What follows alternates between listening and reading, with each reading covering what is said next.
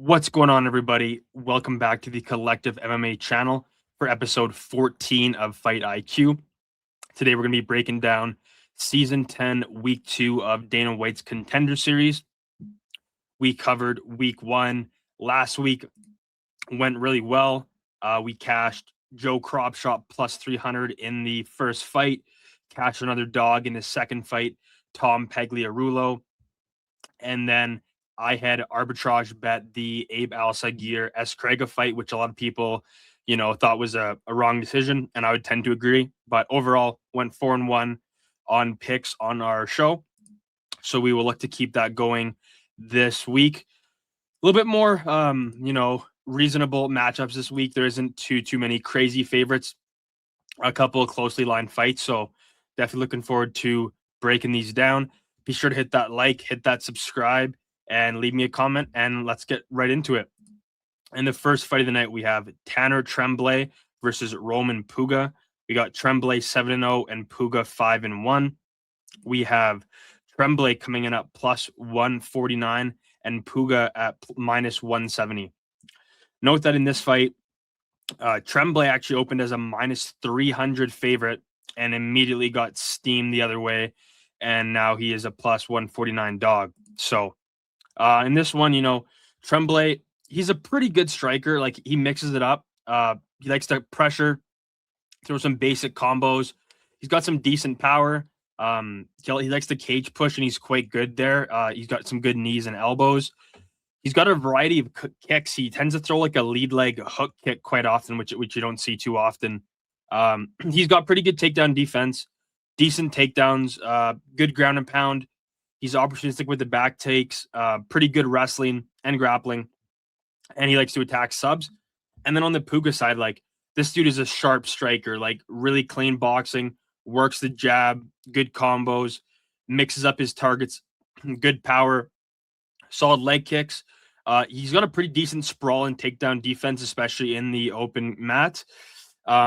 Scrambles well. He does attack subs. He's got pretty good grappling. Sometimes he's submission over position, which I don't love. Sometimes he ends up, forcing a submission and then ends up losing position because of it.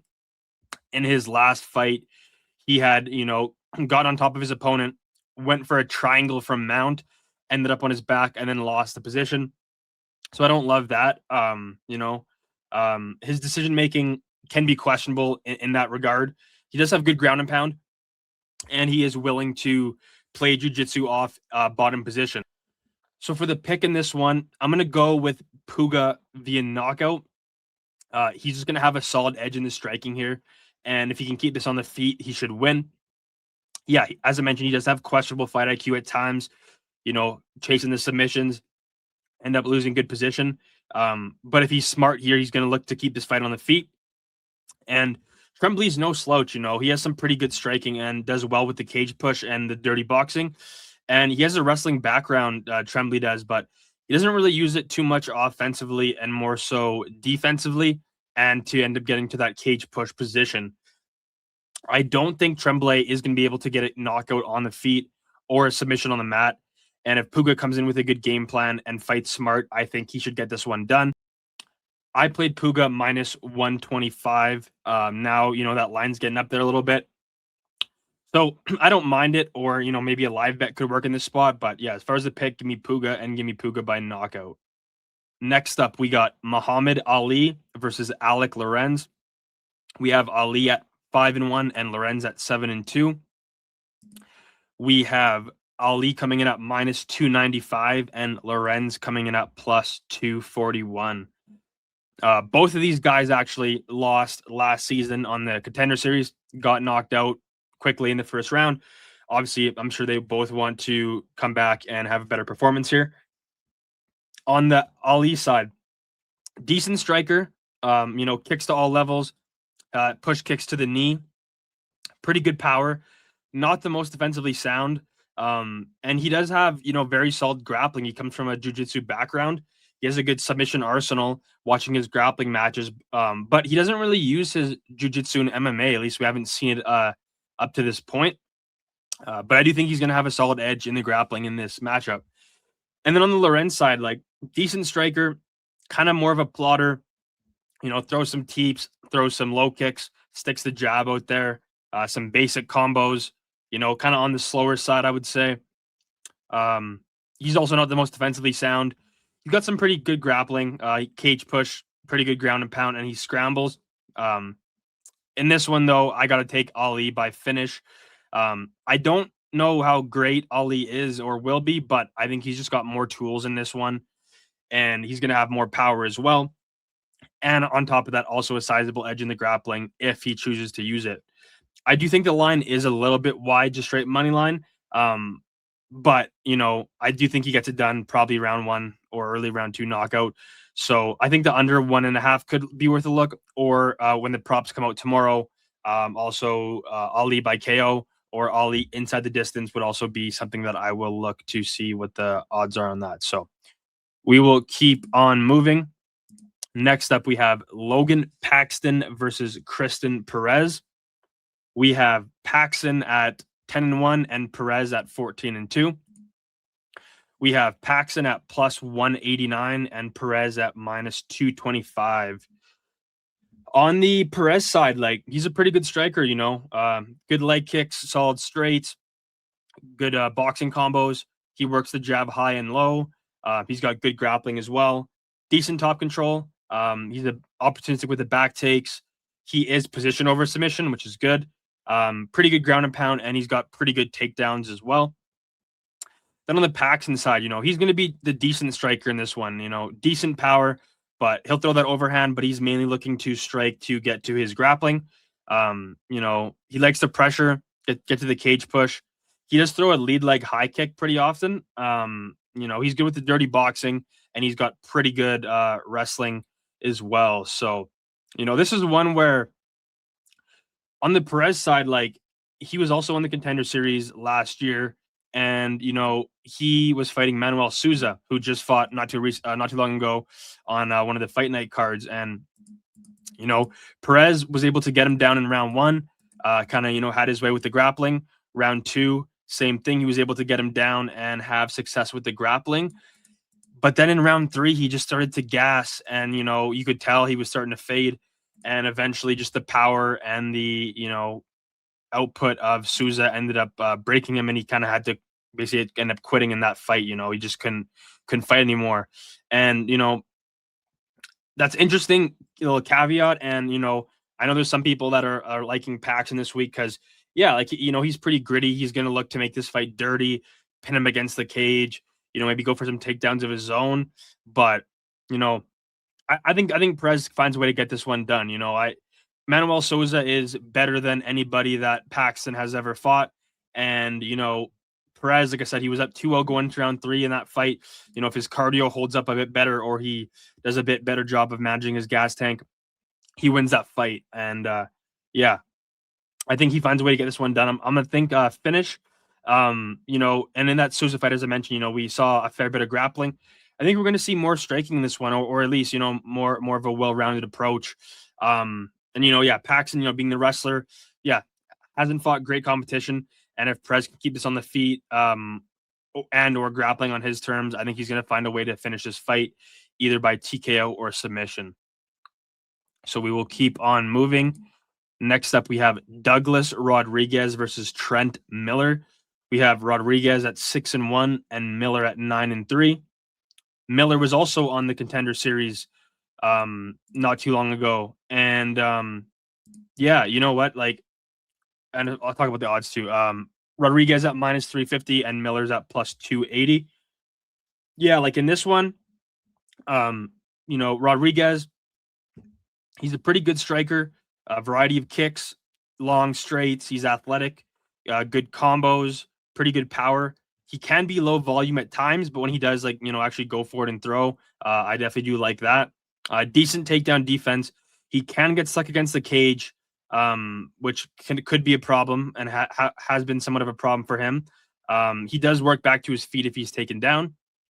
And then on the Miller side, mediocre striking overall, I would say. He'll throw the overhand, but mainly looking to strike to set up his takedowns. Not the most defensively sound at all. Quite sloppy, I would say. Mainly single shots. He's got decent top control, pretty good ground and pound.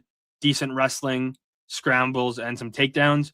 You know, Rodrigues, the way he strikes when he actually goes for it, he kind of reminds me of actually Lucas Fernando, who fought this past week. You know, kind of that Muay Thai low kicks, straight punches style. I just wish he would be a little bit, you know, more active and throw more output. But I think that, you know, Rodrigues is definitely the A side in this one. They're bringing him in here to, you know, get a knockout and bring some more excitement into the middleweight division, and I think he does just that. Yeah, there's some, like I said, there's things to like about him. There's things that I don't like as much, and I don't know how great he will end up doing in the UFC level. But yeah, that being said, you know, as long as he keeps his fight on the feet and doesn't get stuck up against the cage or pinned on his back, I think the striking isn't going to be close, and he's going to get a knockout probably in round 1 or round 2. So yeah, as far as like a bet, like I think the knockout prop when it comes up tomorrow, I'll take a look at that. Also, the under 1.5, or even, you know, knockout round 1, knockout round 2, would all be worth a look. And yeah, I think he finds a way to get this one done. So that is for that one. We will keep on moving. Next up, we have Namo Fazil versus Kaik Brito. We got Fazil at 10-1 and Brito at 19-6. We have Fazil at -158 and Brito at +138. For me, like the Trembley Puga fight and this fight are the two most challenging ones to call. You know, obviously the lines reflect that as well. But yeah, you know, this one on the Fazil side, like he's a pretty good striker, you know, basic combos, pressure. He wants to throw combos in the pocket. He's got very good takedown defense, decent power. He mixes up his targets, throws some leg kicks as well. He's got pretty good grappling, and he attacks the subs.